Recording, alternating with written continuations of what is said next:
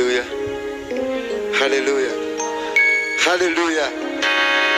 Tunejejwe no gushima Imana uyu mugoroba. Ntabwo tuvuga ibintu byinshi, bajya bavuga ngo iyo umugabo akunda kuvuga cyane Imana uwo mugore uvuga gake, cyangwa yaba umugore avuga cyane Imana akaba umugabo uvuga gake, ariko twese Imana yaduhuje tuvuga gake. Ntabwo tuvuga amagambo menshi, turashima Imana mu magambo make. Reka abanza aririmbe akaririmbo kamwe, baduhaye kamwe. Yari yavuze ngo aririmba kamwe nanjye ndirimbe kamwe, none baduhaye kamwe, ubwo nta karirimbe ndamuhariye, hanyuma dushima Imana.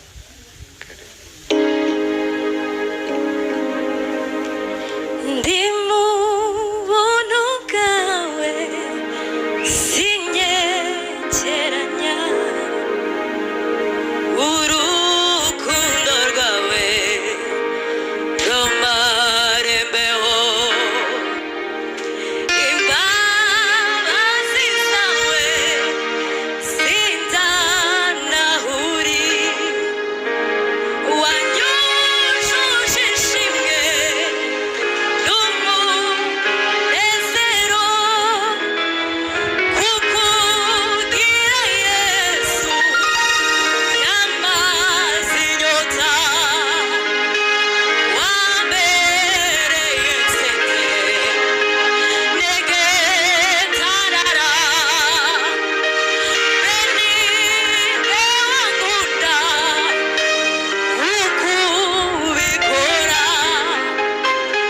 nta nshuti nzabona ingana wowe, kukugira Yesu byamaze inyota, wambereye inseke n'igitanara, beninde wankunda uko ubikora, nta nshuti nzabona ingana wowe, ndagushimiye iyo umugambi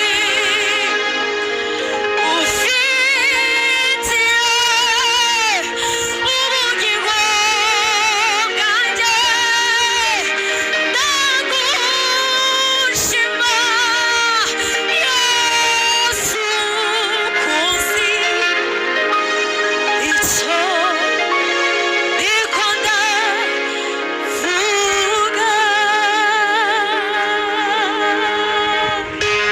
Dukomere Imana amashyi menshi cyane.